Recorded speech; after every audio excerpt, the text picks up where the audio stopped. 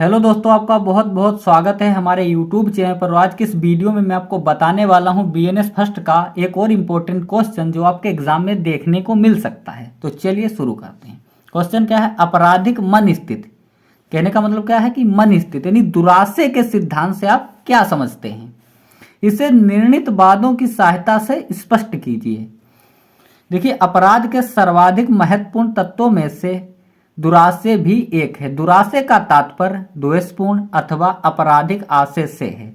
सामान्यतः कोई भी कार्य तब तक अपराध नहीं माना जा सकता जब तक कि वह दुराशय से प्रेरित होकर ना किया गया हो, परंतु भारत में यह अवधारणा पूर्णतः लागू नहीं है।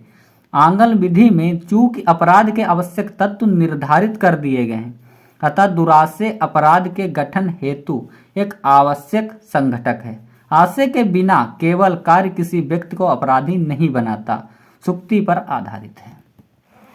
उदाहरण भी मैं आपको समझा देता हूँ।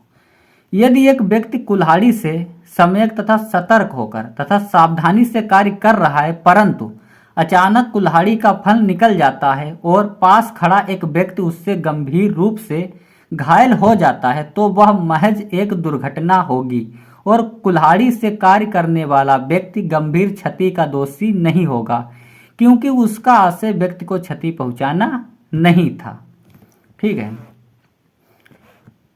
परंतु भारतीय विधि में सामान्यतः ऐसे कार्यों को आपराधिक मान लिया जाता है जो कि विधि द्वारा वर्णित हो, चाहे उसमें दुराशय रहा हो अथवा नहीं। इसे कठोर दायित्व के सिद्धांत के अधीन रखा जाता है। जहां पर किसी संविधि के अधीन कोई कार्य किया जाना हो और वह ना किया जाए तो उसे भी अपराध मान लिया जाएगा, चाहे उसमें दुराशय का पूर्णता अभाव ही क्यों ना रहा हो। भारतीय न्याय संहिता में दुराशय का महत्व। भारतीय न्याय संहिता में दुराशय का उल्लेख कहीं भी नहीं किया गया है।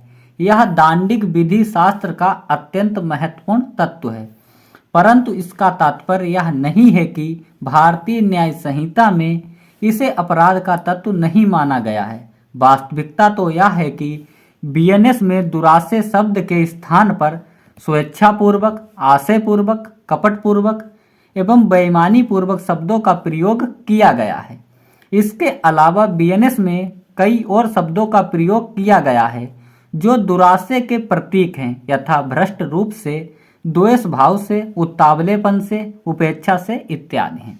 यानी दोस्तों, इनमें से आप अगर स्वेच्छापूर्वक, आशयपूर्वक, कपटपूर्वक, बेईमानी पूर्वक शब्द जो प्रयोग किए गए हैं वो आशय से यानी दुराशय से किए गए हैं। ठीक है, आपके मन में जो आएगा, ठीक है, उसके बारे में। इसमें दोस्तों एक केस भी है। केस क्या है? हीरा लाल हरीलाल भगवती बनाम CBI नई दिल्ली 2003 का केस है। इसमें कोर्ट ने क्या कहा के मामले में निर्णित किया गया कि भारत में छल, आपराधिक न्यायस भंग आदि मामले में कपटपूर्ण या कपटपूर्वक या बेईमानी पूर्वक आशय का होना आवश्यक माना गया है। तो दोस्तों, उम्मीद करता हूँ क्वेश्चन आपको समझ में आया होगा। अगर क्वेश्चन आपको समझ में आया है तो वीडियो को लाइक और चैनल को सब्सक्राइब कर देना।